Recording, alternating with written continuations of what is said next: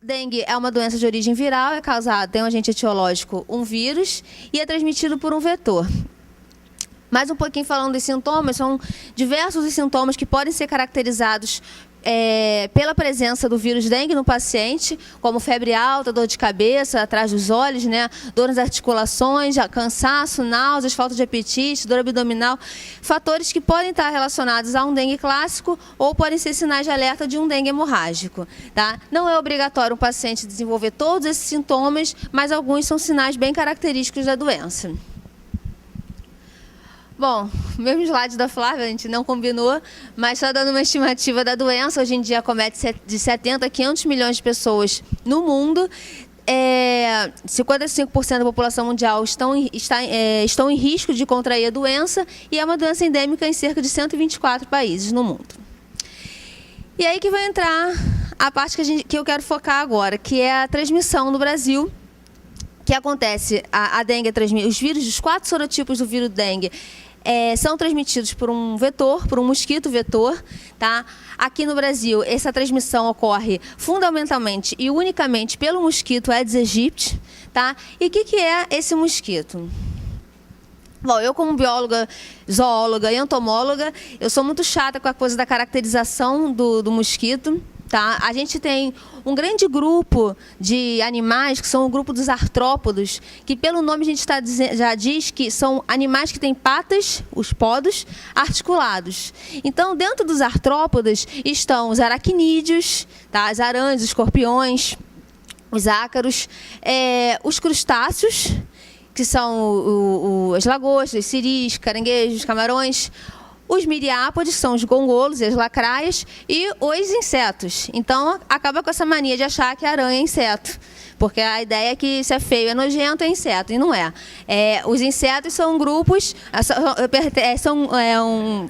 os insetos são um grupo separado dos aracnídeos, porém eles estão dentro do mesmo filo, desse mesmo grupão, que é o grupo dos artrópodes. Mas aranha não é inseto. Em relação aos mosquitos, como eu disse, eles pertencem a um grande grupo dos animais, que é o filo artrópoda, de animais que têm patas articuladas. A classe é insecta, são os insetos. A ordem Diptera, que é a ordem que é caracterizada pelos insetos que têm apenas um par de asas funcionais. Tá? A gente vê borboleta. Borboleta a gente vê bonitinho, as duas asas estão fundidas. Mas a gente vê bonitinho. Quem já viu, não sei se vocês tiveram curiosidade de ver um besouro voando, aquela asa maior e a de baixo que bate, tem 2 pares de asa. Mas essa ordem Diptera, eles são compostos apenas pelos insetos que têm apenas um par de asas funcionais. As outras são desenvolvidas em balancinhos, que é para dar equilíbrio no inseto. A divisão é nematócera, que é o que vai dividir os mosquitos das moscas. Os mosquitos têm antenas antenas compridas, com mais filamentos, e as moscas têm antenas curtas. Então, essa divisão é o que separa os mosquitos das moscas. E a família é Culicidae. Todos os membros da família Culicidae, que é a família que pertence aos mosquitos, é a família que pertence ao Aedes aegypti, tem um ciclo de vida holometabólico. O que quer dizer isso? Holo é total, lembra de holocausto, holístico, esse prefixo holo é de total. E o metabólico, de metamorfose. Então, é uma metamorfose completa. Então, o Aedes aegypti, os mosquitos em geral, eles têm um desenvolvimento que começa de um ovo, que vai eclodir uma larva, dessa larva vai desenvolver uma pupa, de onde vai emergir o inseto adulto. Tá? Os ovos vou focar aqui no Aedes aegypti, tá? Que vai ser o assunto principal, mas isso são dos culicídeos em geral. Bom, no caso do Aedes aegypti, os ovos são elípticos ou ovais, tá? Eles têm uma cor pálida no momento que a fêmea põe esses ovos, e esses ovos, a casca desse ovo vai escurecendo dentro de algumas horas depois da oviposição. A quantidade de ovos que uma fêmea pode pôr varia entre 50 a 500. Isso vai depender do quê? Da idade dessa fêmea. Quanto mais velha é uma fêmea, menos ovos ela consegue ovipor. Os ovos depositados pelo Aedes aegypti não acontecem diretamente na água. Por quê?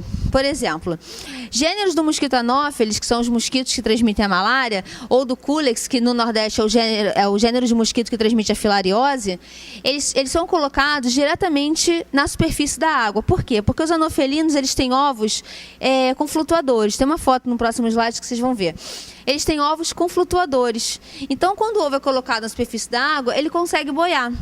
Os Culex, eles têm ovos dispostos, eles colocam ovos que são chamados de jangadinha.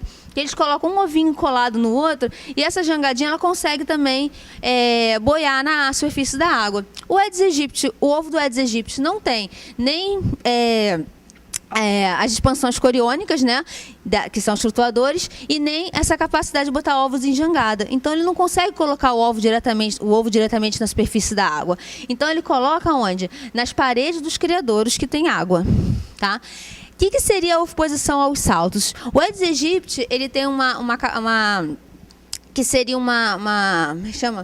vantagem, uma adaptação que seria vantajosa para a sobrevivência dele, que é não colocar todos os ovos em um criadouro só. Ele faz o que a gente chama de oposição aos saltos, em que a fêmea vai num criadouro, coloca um pouquinho de ovo, voa até outro criadouro, coloca um pouquinho de ovo, para quê? Para garantir que aqueles ovos vão conseguir sobreviver em algum criadouro que ela colocar. É uma estratégia de sobrevivência. Então, aqui a gente vê o que seria a jangadinha, tá? Os ovos de Culex. Então, são esses ovinhos colocados bem justapostos uns aos outros. Tá? Aqui é um ovo de anofelino, que vocês estão vendo essas expansões coriônicas aqui, que são os flutuadores, que com isso o ovo consegue flutuar na superfície. E aqui o ovo de Aedes, que aqui está juntinho, mas não está colado um com o outro, porque essa foto aqui está mostrando os ovos colocados próximos, mas os ovos podem ser bem espaçados uns dos outros. Bom, a partir dos ovos do Aedes aegypti, eclodem larvas. Tá? Essas larvas, vai possuir 4 estágios. Tá? 1, 2, 3, 4. E essas larvas são essencialmente aquáticas, de vida livre e móveis. Não sei se já tiveram oportunidade de olhar um criadouro que tivesse larvas de Aedes aegypti, mas as larvas são extremamente ativas, tá? Qualquer perturbação no ambiente, elas já se movem e, além da perturbação, ela fica se mexendo o tempo todo para se alimentar. Por quê? Porque a larva do Aedes aegypti, ela não é um peixe. Então, ela não vai se alimentar do oxigênio da água. Ela não vai respirar o oxigênio da água. Ela vai respirar o mesmo oxigênio que a gente respira do ar atmosférico. Então, aqui no final do abdômen da larva, não sei se estão conseguindo ver, existe o que a gente chama de sifão respiratório, que fica virado para a superfície da água para poder fazer as trocas gasosas com o ambiente. Só que o aparelho bucal da larva é mastigador, raspador. Então, ela vai se alimentar no fundo do criadouro. Por isso que a gente não tem criadouros com um volume de água enorme. Porque até a larva descer, se alimentar e respirar, ela é infartada no meio do caminho. Então, ela tem que ter uma altura mínima de água para ela conseguir descer, se alimentar, subir, respirar. Descer, se alimentar. Então, ela não para, ela é extremamente móvel, extremamente ativa. E é um momento que a fase de larva é uma fase muito importante para o mosquito. Por quê? Essa fase dura cerca de 10 dias, isso vai depender muito da condição do ambiente, da temperatura da água, da quantidade de alimento, da competição, da quantidade de larvas, isso vai depender muito, isso é muito variado. Mas, em média, de 7 a 10 dias, você tem a fase larval do mosquito. E é uma fase importante porque é o momento que o mosquito vai fazer as reservas energéticas dele, tá?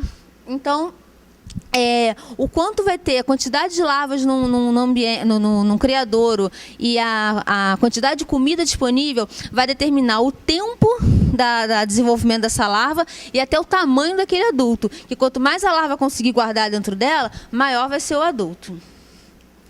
E aqui a fotofobia é porque essa é uma das técnicas simples que os agentes de endemias usam em campo para identificar se aquela larva que ele está vendo é de Aedes ou é de Culex. Porque a olho nu a gente não dá para definir exatamente se a gente está vendo uma larva do gênero Culex ou uma larva do gênero Aedes. Então a gente joga uma lanterna em cima do criadouro e se as larvas nadarem contra a luz, é de Aedes. Se a larva ficar lá, não tô nem aí para a luz, é de Culex. Então é uma maneira simples de identificação se aquelas larvas que estão ali naquele criadouro é de Aedes ou de Culex. Bom, como eu falei, em condições normais vai variar de 7 a 10 dias, 8 a 10 dias. E o que vai determinar esse período vai ser temperatura, competição intra ou interespecífica, ou seja, entre espécie ou entre espécies, e competição por comida, por espaço principalmente. Após a fase de larva, após esses dias, de 7 a 10 dias, inicia-se a fase de pupa. Essa fase dura cerca de 2 dias apenas, tá? Por quê? Porque é uma fase em que o mosquito não come.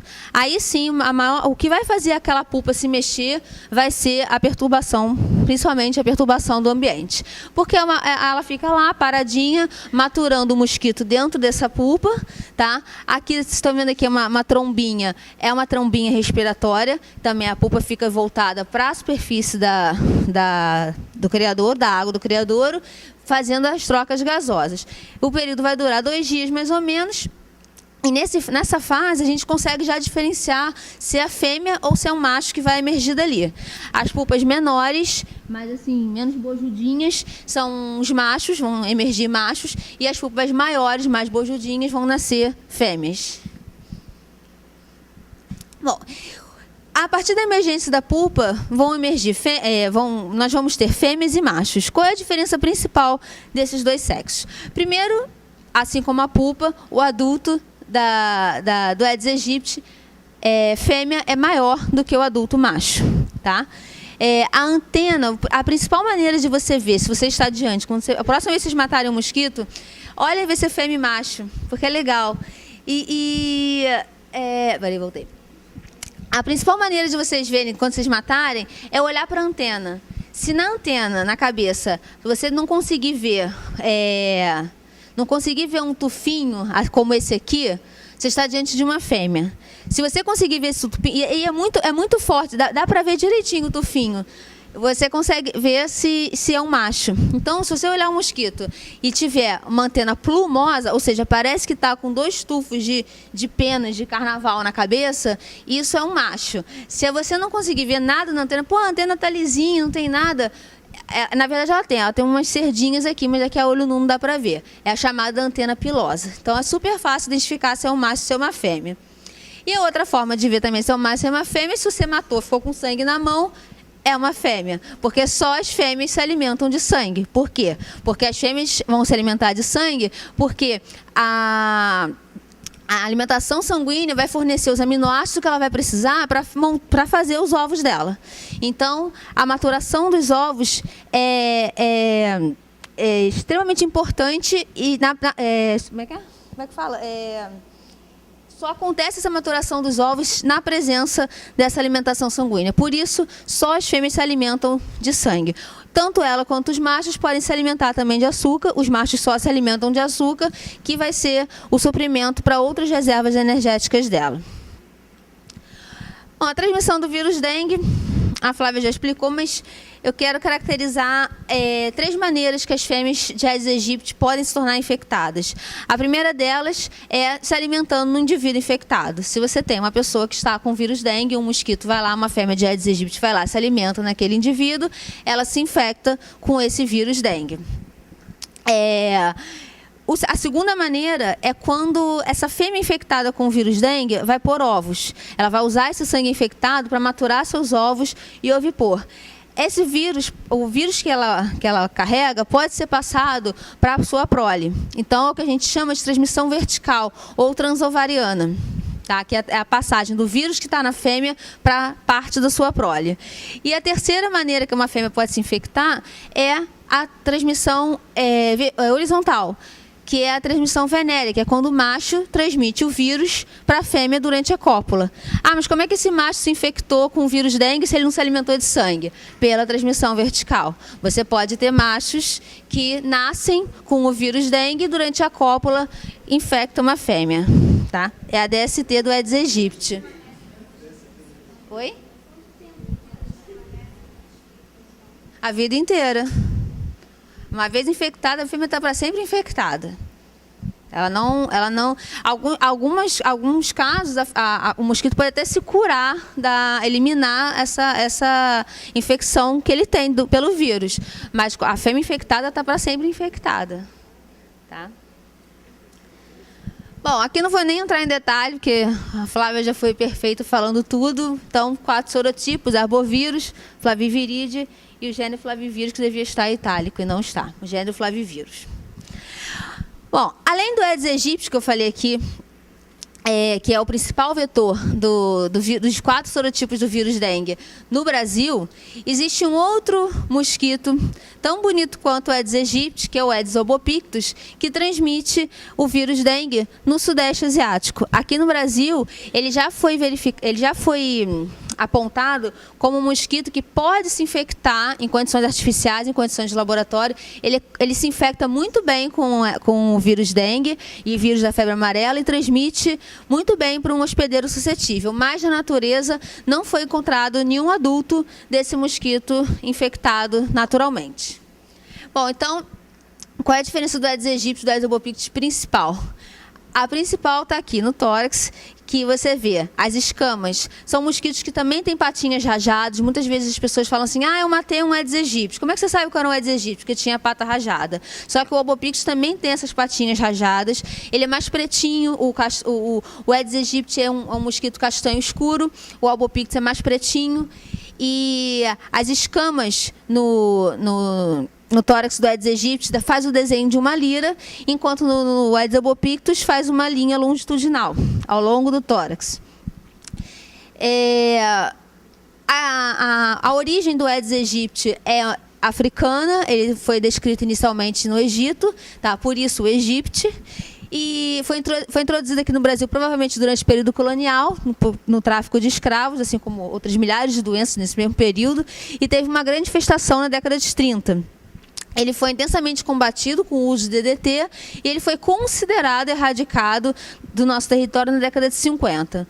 Porém, como muitos países vizinhos não erradicaram esse mosquito, houve reinvasão, tá? No final da década de 60, uma nova considerada erradicação, mas no final de 70 houve considera-se que houve a reentrada desse mosquito, mas há controvérsia, a gente que acha que ele não foi totalmente erradicado assim, ele estava só escondido onde ninguém viu, e houve a reinfestação do território brasileiro por esse mosquito em níveis bem mais elevados do que estavam anteriormente. O Aedes aegypti hoje em dia é encontrado em todos os estados brasileiros, não existe nenhum estado brasileiro que não tenha a presença do Aedes aegypti. E o albopictus ele é mais recente, ele entrou aqui no Brasil em 1986, que ele foi encontrado pela primeira vez no campus da Universidade Federal Rural, tá, em Seropédica, e ele é oriundo do continente asiático, onde atua como vetor primário, ele é um vetor principal também, assim como o Aedes aegypti, ele atua ativamente na transmissão do vírus dengue no Sudeste Asiático, e paulatinamente foi invadindo outros estados, a partir do Rio de Janeiro, foi invadindo outros estados do Brasil, e em 2010 apenas 4 estados brasileiros não tinham registrado a presença desse mosquito, que foi o Amapá, o Acre, Piauí e Sergipe. Mas nada impede que hoje eles tenham chegado lá e a gente não está sabendo. Bom, como eu falei, o Aedes albopictus ele não foi encontrado naturalmente infectado aqui no Brasil, mas em condições de laboratório ele se infecta muito bem com o vírus dengue. E apenas no México foi encontrado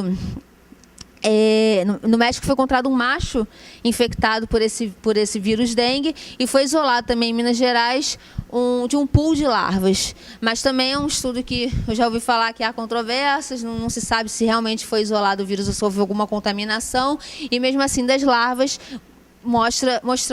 caracterizando essa transmissão transovariana do mosquito. Falando um pouquinho da ecologia agora deles, o Aedes aegypti ele é considerado um mosquito cosmopolita. Isso quer dizer o quê? Que ele tem uma ampla distribuição pelo território do mundo. Ele tem uma abrangência, principalmente nos países tropicais e subtropicais, ele tem uma grande distribuição, por isso ele é considerado um mosquito cosmopolita. É o principal vetor do vírus dengue, e ele tem a característica, aqui no Brasil, ele tem a característica marcante de ser um mosquito antropofílico, ou seja, ele tem uma alta afinidade pelo sangue humano. Então, se você colocar vários hospedeiros e o homem, ele vai no homem. Então, ele tem uma elevada antropofilia, uma elevada preferência pelo sangue humano. Assim como uma endofilia bastante característica, ou seja, é um mosquito que se adaptou muito bem ao domicílio humano. Então ele entra na casa, ele gosta de ficar dentro das casas, então ele entra na casa e praticamente fica morando com você, porque ali ele tem o que ele precisa, ele tem o criadouro, ele tem o recipiente artificial, que ele gosta de recipientes artificiais para poder se proliferar, ele tem o seu sangue e ele tem um ambiente sombreado atrás da cortina, embaixo da mesa, então ele não precisa sair dali. Ele vai dispersar para quê? Ele vai dispersar para procurar criadouro para se alimentar. Se ele já tem tudo ali, ele vai ficar ali. Então, é um mosquito que está altamente adaptado ao domicílio humano. E por isso ele é encontrado principalmente nos ambientes urbanos e suburbanos, que é onde você tem uma elevada concentração de pessoas e uma elevada concentração de casas e prédios. A atividade desse mosquito é diurna, com maior concentração nas primeiras horas do dia e no entardecer. São os momentos que você mais encontra o Aedes aegypti, de manhãzinha e no entardecer. O Aedes albopictus, ele, como eu falei, ele é um vetor primário no continente asiático, ele é oriundo do sudeste do continente asiático. E aqui no Brasil ele tem uma alimentação eclética, ele não é tão antropofílico como o Aedes aegypti, ele pode se alimentar do sangue de outros vertebrados além do humano. É um mosquito exofílico, ele não tem essa coisa de ficar dentro de casa, ele pode ficar no entorno, ele gosta de ficar nos jardins, nos quintais, então ele não se mantém dentro da casa, ele entra na casa, se alimenta, pode ficar ali ou não, mas ele é considerado um mosquito mais exofílico, mais silvestre, mais exofílico. E o silvestre por quê?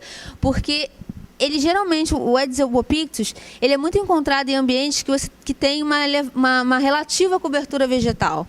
Então, em áreas rurais ou que tem quintais com árvores, uma região mais arborizada, você tem mais a presença do Aedes albopictus.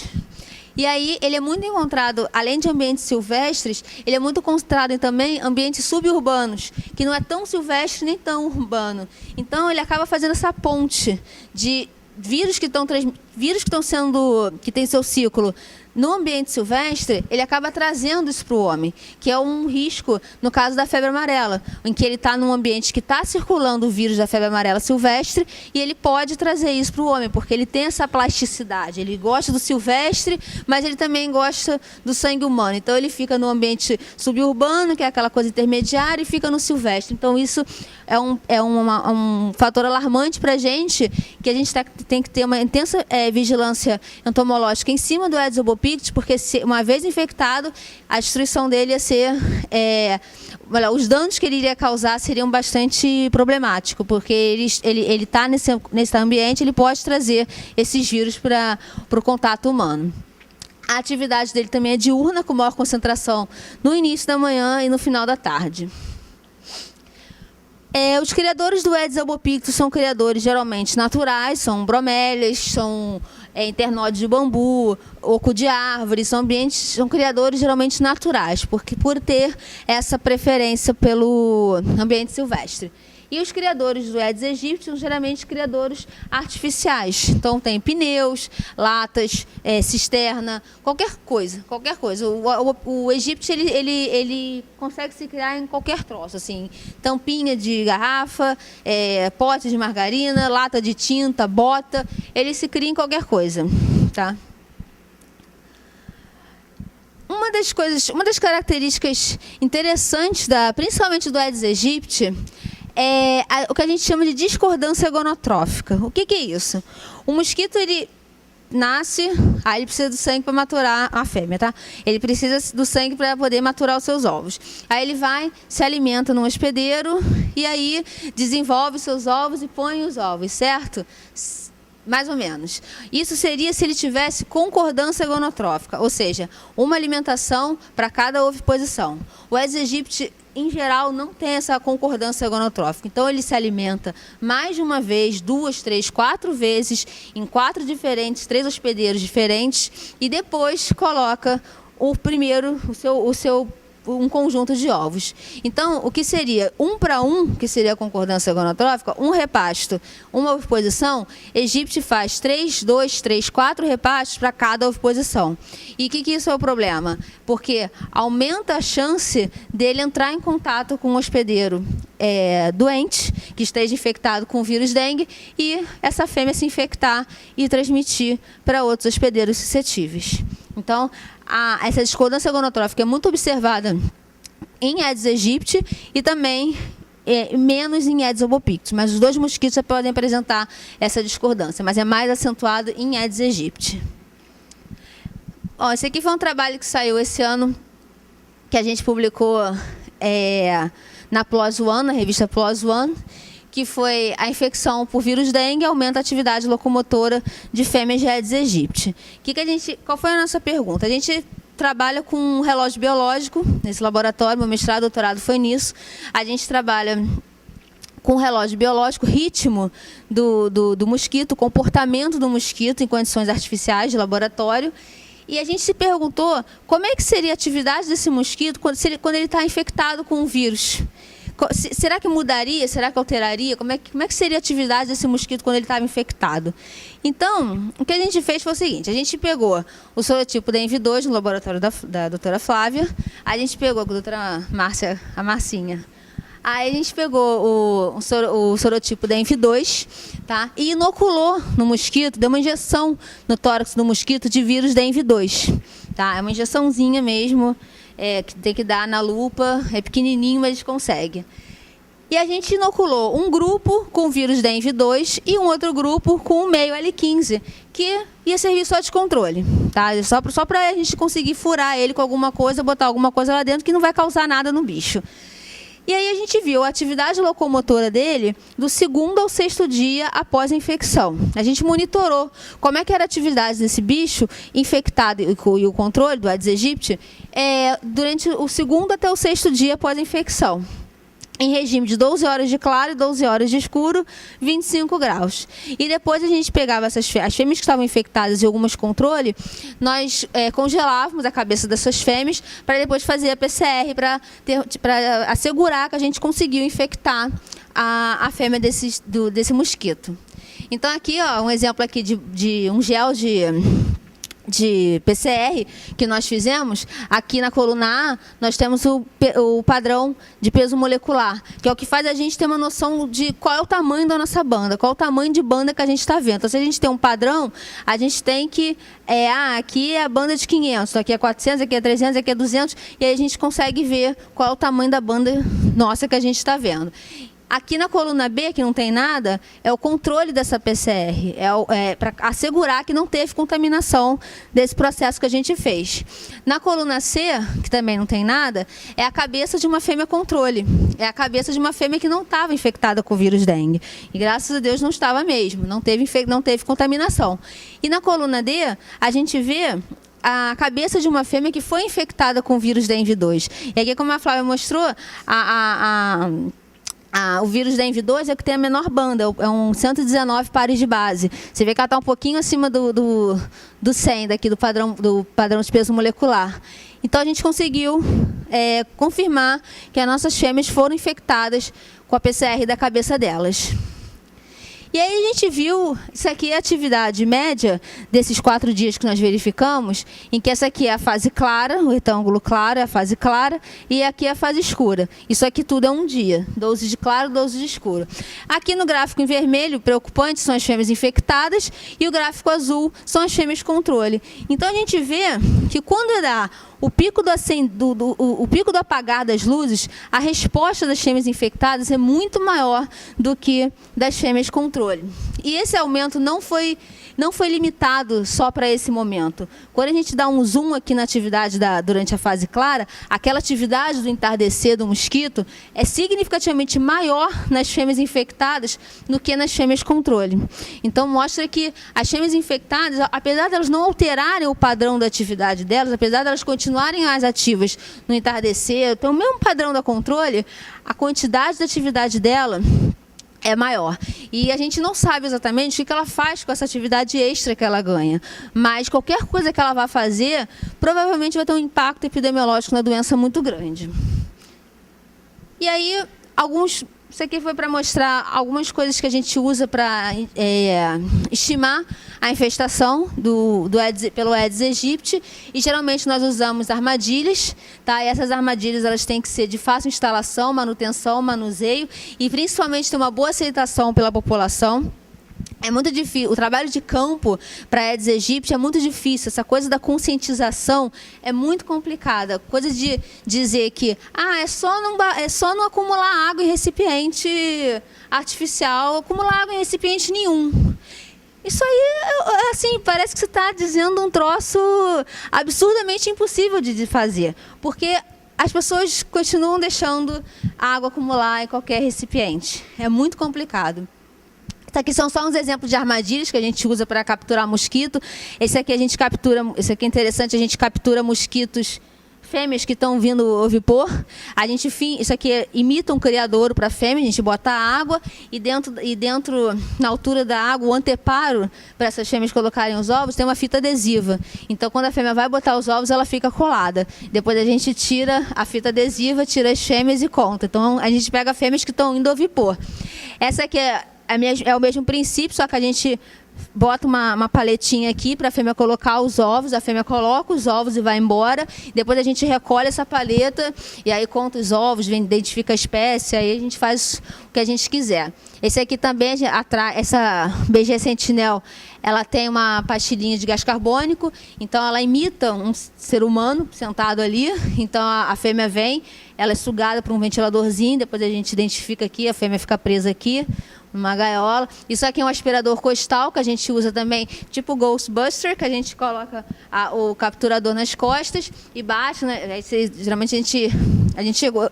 Quando eu usei isso, a gente entrava nas casas, batia nas cortinas e pegava que fica funcionando, como se fosse um ventilador, um aspirador de pó, e aí fica sugando o mosquito. Aí antes de desligar o aparelho, a gente tampa a gaiolinha, desliga e os mosquitos ficam na ponta aqui, numa gaiolinha. Então, são armadilhas bem interessantes. E aí, o controle da dengue, como não tem a vacina ainda, né?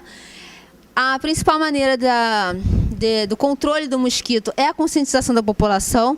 Como eu disse, parece fácil, mas não é. Então, eu cheguei a fazer um trabalho de campo durante a minha iniciação científica, há 10 anos atrás. A gente fez um trabalho de captura de mosquito com esses aspiradores costais, e que a gente entrava nas casas, foi em Nova Iguaçu que a gente fez, e a gente entrava nas casas, conversava com as pessoas, e não adiantava. Na semana seguinte a gente voltava e tinha água parada, tinha criadouro com larva, aí você chegava, teve uma vez, foi curioso, eu cheguei, tinha uma lata enorme de tinta no quintal, de vazia, cheia de água, tinta vazia sem tinta, tá? Tinha uma lata sem tinta, cheia de água, com um monte de forma imatura. Mas aí, antes de eu olhar a lata, eu falei, olha só, tá com água, não pode, tá, é criador. Comecei a conversar com a moça, mas foi meu irmão que deixou isso aí ontem. Aí, quando eu fui olhar, tinha um monte de pulpa. Eu falei, não pode ter sido ontem, a pulpa não ia virar pulpa de ontem para hoje. No mínimo, tem uma semana isso aqui. Então, é muito complicado. Essa coisa da conscientização é um troço que deveria ser simples, mas não é. É muito, muito, muito, muito difícil. E aí, a conscientização diminuiria a morbidade, a mortalidade causadas pelos surtos e epidemias de dengue. E é a mensagem que eu deixo, e é isso. Obrigada. Eu queria um comentário da Flávia, porque o verão está chegando, né? E saiu recentemente no jornal alguns resultados de trabalho de vocês sobre essa virulência das amostras que estão circulando. Então, eu queria que você comentasse assim, o que nos espera, né, nesse verão, com os 4...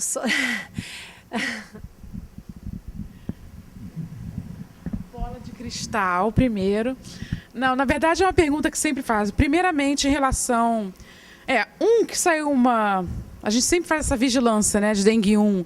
Saiu uma matéria errada nossa, de dengue 1 no Globo. É bom que a gente está aqui, a gente faz propaganda. Saiu porque, na verdade, é muito complicado essa coisa de lidar com a mídia, né? A gente é pressionado sempre durante epidemias, porque morre muita gente, porque entrou dengue 1, porque entrou dengue 4. E a gente continua, além de fazer essa parte de referência, a gente tem diversas linhas de pesquisa no laboratório. E uma delas, como eu falei, é essa coisa da epidemiologia molecular. É que genótipo que está circulando, né? Monitorar isso, se entrou um outro genótipo e tal. Então, em relação ao dengue 1, que é o que está, né, 80% do país está com dengue 1, o que a gente viu foi que é o mesmo dengue 1 e é o mesmo genótipo de dengue 1. Né? Só que nossos estudos de filogenia mostraram que não é exatamente o dengue 1 que circulava em 86, tá? Nem aquele que circulou na década de 90 ou em 2000. A gente está vendo o quê? Que a gente chama de linhagem diferente. Tá? Então, isso é real, isso é descrito para outros países e foi o que a gente viu também. É o mesmo dengue 1, é o mesmo genótipo, mas que, na verdade, no Rio, particularmente, no Brasil, o que a gente está vendo é que tem outras 2 linhagens de dengue 1 que estão circulando nessa epidemia, desde 2009. Tá? Aí vieram, obviamente, é uma coisa nova, tanto é que a gente publicou como primeira descrição de linhagens múltiplas de dengue 1 no Brasil, porque a gente não tinha visto isso desde 25 anos de epidemia, né? E foi a primeira vez que a gente viu isso, né? E ainda bem que existem outros estudos que também veem isso em outros países. Aí acharam muito interessante, obviamente colocaram isso no site da Fiocruz e saiu no site da Fiocruz, aí Rede Record, Rede Globo, Rede. E eu falei assim, gente, a gente conversa por escrito, porque, primeiro, da entrevista, assim, ó, faz edição, hein? Ao vivo é muito complicado, né? Então, teve entrevista, assim, para dizer o quê? Existe o dengue 1, que causou essa epidemia explosiva no Brasil, que causou 1 milhão de casos notificados, e que é uma linhagem diferente, né? Em momento nenhum foi dito que, porque a gente não tem essa informação, vai ser mais agressivo? Não sei, né? É isso que está causando uma epidemia explosiva? A gente não sabe. Então, ainda não tem estudo para ter essa resposta, né? Será que o ano que vem, essa linhagem que vai ter mais casos de dengue 1, mais óbitos por causa dessa nova linhagem? A gente não sabe. Né? O que a gente sabe, sim, primeiro, a imunidade é sorotipo específica. Mesmo que seja um outro genótipo, uma outra linhagem, quem teve dengue 1, teve dengue 1. Né? Então, assim, houve essa coisa de que o que foi liberado que as pessoas continuam perguntando, porque saiu que é um dengue 1 mais agressivo. Né? Então, isso sim foi um estrago, vocês não têm noção, que não é isso. Tá? É uma coisa diferente, é uma coisa nova, que é o que está circulando já desde 2009. Né? Na verdade, pela nossa filogenia, a gente está vendo, a gente usou amostras que foram isoladas no Nordeste, mas que não foram analisadas. Isso já estava rolando desde 2004, 2003, e não foi investigado na época, sequenciaram e depositaram as sequências no GeneBank. Não fizeram uma filogenia para dizer. Então, isso já era para ter sido visto, né? Só que calhou da gente ver nessa investigação que a gente faz, nessa vigilância. E assim, agora, não quer dizer que a gente está tendo essas epidemias explosivas por dengue 1 por causa disso, tá? Porque é uma nova linhagem. É uma coisa nova, é uma coisa verdadeira e real, sim. Se é porque é mais grave, se está transmitindo mais por causa disso, a gente não sabe. Será que tem mais infestação? Com certeza tem mais infestação do que em 86, né? Do que 2000. Tem suscetíveis? Sim, pelo período que a galera ficou sem exposição ao dengue 1. Então, vários fatores explicam para ter o quê? Epidemia explosiva de dengue 1. Tá? Que eu acho, na minha opinião particular, né, sem a bola de cristal, é que ainda assim, porque a preocupação agora é relacionada ao dengue 4. O dengue 4, isso perguntam todo dia pra gente. O dengue 4 entrou. Então, quando era para entrar, era um estresse. Quando vai entrar? Quando vai entrar? Falei, graças a Deus, entrou. Né? Quando vai explodir? Quando vai explodir? Então, são diversos fatores. O que a gente fala é o seguinte, a introdução de um vírus novo numa população suscetível, a gente sabe o que leva. Né? A pessoa não tem anticorpo. Aquele vírus não circulava. Vai ter muito caso? Vai, óbvio. Né? Aconteceu com dengue 1, com dengue 2, dengue 3, dengue 4, não vai acontecer? Por quê? Né? A questão vai causar dengue grave? Então, o que a gente sabe, assim, em termos de virologia do vírus, né? Entidade vírus 4, a gente sabe que ele não é mais agressivo ou pior, por exemplo, do que o 2 e 3. Então, diante de virulência, né, falando particularmente do vírus em si, ele é pior ou melhor? Depende da situação que ele vai encontrar. E a gente sabe que a situação não é boa. Por quê? Já teve 1, 2, 3, já tiveram diversas epidemias, né? A população é totalmente suscetível, ninguém teve dengue 4 e a gente tem 100% do território infestado. Então, vai ter dengue 4? Vai. Vai ter epidemia? Sim. Quando? Vários fatores. Eu acho assim, que ele, por exemplo, em Niterói, por que a gente não detectou? Porque eu, na minha opinião particular, eu acho que ainda não teve espaço para isso. Porque está tendo muito caso de dengue 1. Então, a gente sabe que anticorpo cruzado demora até 3 meses.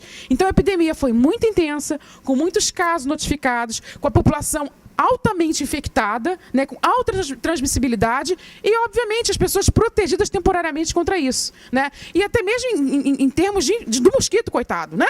Se ele tem com tanto dengue 1, eu acho que ele não teve tempo ainda de ser exposto ao dengue 4. Mas que vai acontecer, aí eu fico sempre brincando assim, eu acho que na próxima, que vai ter a maior epidemia, pior esperada.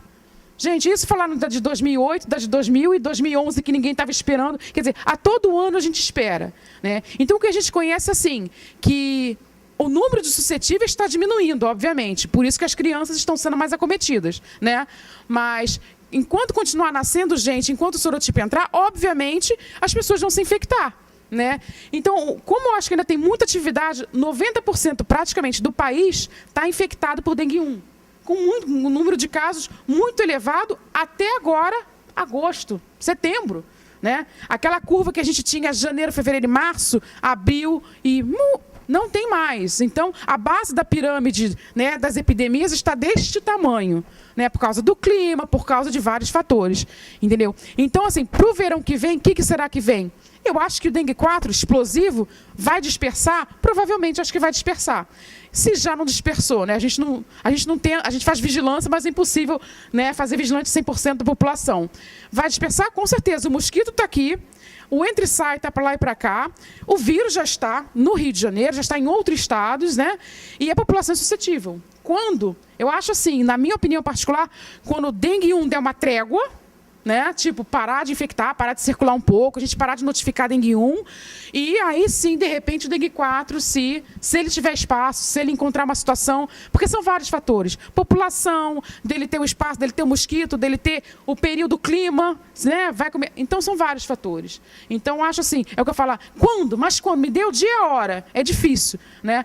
Mas eu, na minha opinião, acho que ainda não vai ser em 2000 e não vai ser em 2000 e o próximo, 12, de repente 13. Como foi o dengue 3? O dengue 3 entrou em dezembro de 2000, causou epidemia 2 anos depois, porque quando ele entrou, estava circulando 1 e 2, entendeu? Então, até ele ter o espaço dele, levou um tempo.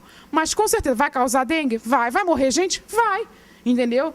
Gente, a gente sabe, né? Porque, na verdade, é porque é dengue 4? Não. É porque é dengue entrando numa população suscetível e é aquela coisa. É a gente participando, é assistência lá na ponta, né, do médico lá, de ter aquela assistência lá na frente, é o governo, blá, blá, blá, aquelas coisas que a gente sabe, entendeu? Mas, infelizmente, é assim. Agora, em termos de vírus, menos virulento, mas também causa dengue grave. Né? Tem países que ele causa dengue grave, que leva a óbito, até infecção primária. Tá? Mas aí são vários fatores que estão envolvidos na coisa. Mas ele está aí. Por enquanto, só em Niterói. Não sei por quê.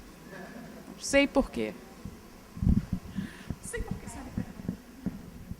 Uma pergunta mais direta aí para o Sérgio ou para a Flávia. Em relação a pessoas que foram vacinadas contra a febre amarela, existe algum aumento de risco em relação a dengue ou nada estudado ou comprovado sobre isso? Vocês sabem? Eu não sei isso, vou passar para ela responder, mas antes eu vou te dizer uma coisa. Quer dizer, existe uma imunidade cruzada enorme na imunidade dos flavivírus. Então, o que a gente imagina é que o indivíduo com febre amarela tem uma suscetibilidade, como um indivíduo vacinado para a febre amarela, pode ter uma leve suscetibilidade, uma suscetibilidade ao dengue levemente menor. Isso não tem nenhuma importância, né? Quer dizer, a vacina da febre amarela não interfere, não confere nenhuma proteção. Embora a gente sabe que, teoricamente, isso pode acontecer, porque existe uma imunidade cruzada entre os flavivírus, que, inclusive, é um problema para o diagnóstico. O indivíduo que já teve, por exemplo, encefalite japonesa, ele pode reagir aos exames de forma falso positiva. Isso eu peguei para responder, embora não saiba responder, porque eu tenho também uma pergunta. A minha pergunta é, se nós temos, mais uma vez no país, as grandes cidades brasileiras estão infestadas com Aedes aegypti, como era no tempo antes do Oswaldo Cruz. A minha pergunta é, por que a febre amarela silvestre não reinvade cidades brasileiras? A minha resposta, também sem saber, Eu acho que o dengue chegou primeiro, por sorte nossa. E o dengue confere, talvez, eu vou perguntar se vocês concordam com isso, se isso, uma imunidade que não é total na população, mas impede, retarda a progressão de uma epidemia de febre amarela, o fato das pessoas todas serem imunes ao dengue, terem tido dengue. Você quer comentar sobre isso? Que é uma dúvida que eu tenho. Com relação à vacina, realmente eu acho que não interfere. Se você é vacinado, tem aquela reação cruzada que a gente não sabe a que ponto, né? Mas mesmo porque eles estão usando o vetor da febre amarela, essa abordagem que eles usam de vacina utiliza o próprio vetor da febre amarela, só que eles tiraram genes estruturais e botaram do dengue, né? O princípio é esse, a estratégia é essa. Mas eu acho que não interfere da pessoa ter vacina de febre amarela. E nem de, por exemplo, como ela tem o que a gente chama o backbone da febre amarela, né? Isso também não, acho que não tem nada ainda, porque eles vão utilizar uma vacina que tem o backbone da febre amarela, né, com os vírus dengue. Então, até que ponto, né, isso, por exemplo, vai proteger uma eventual febre amarela? Então, não tem nada disso ainda, né, porque é uma abordagem nova e só Deus sabe. Né? A gente vai começar a ver as implicações mais na frente. Agora, em termos do vetor de cruzar, eu não sei em relação a ela. Quer falar de por que não entra? Bom, a gente tem 2 tipos de febre amarela. Tem a febre amarela silvestre, que tem um ciclo totalmente silvestre, com um mosquito do gênero Hemagogos ou Sabetes, que são mosquitos extremamente silvestres, você só vai encontrar eles no meio da mata. Fazendo esse ciclo, essa ponte, completando esse ciclo em macacos. E como esses mosquitos não saem da mata não são nada antropofídicos, eles não saem da mata para sugar o homem e volta para a mata, o ciclo silvestre fica fechado no ambiente silvestre. Os casos de febre amarela, até uns 3 anos atrás, uma pessoa contraiu o vírus da febre amarela, foi quando você tem o homem sendo um hospedeiro acidental. O homem entrando na mata, entrando no ambiente do Hemagogos, do Sabetes, e sendo picado por esses mosquitos. Na verdade, uma coisa que a gente sabe bem é a vigilância que tem funcionado bem, porque a gente recebe como referência, exatamente, não, isso é com certeza, porque, na verdade, a gente está, essa semana, investigando. Tem um caso suspeito, né, isola, chega e a gente tem 48 horas para dar o resultado. Então, chegou um caso suspeito de febre amarela, independente, né, chega no laboratório, a gente tem 48 horas. Tem que fazer o PCR, tem que dar o resultado. Né, e aquela área ali. E, graças a Deus, a viremia é menor. Então, você tem que ter uma pessoa que vá lá na mata, mas pelo menos ela passou uns 3 dias de alta viremia, que é a da febre amarela, na mata. E quando ela volta, já não transmite mais. Então, esse é um fator limitante também. A pediatra da minha cunhada aconselhou ela a não desmamar a filhinha dela até o final do verão, porque disse que o leite materno talvez conferisse uma maior imunidade. Isso tem algum... contra a dengue.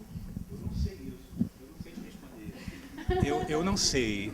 Eu acho que a amamentação é um fator de proteção, de uma forma geral, e não especialmente contra a dengue. A imunidade materna, que no dengue pode ser prejudicial, é a transmissão do anticorpo da antiga epidemia de dengue para o nenenzinho. Então, o nenenzinho adquire o novo dengue, o sorotipo que está agora em circulação, e tem dengue hemorrágico, porque ele herdou os anticorpos heterotípicos da mãe por via transplacentária.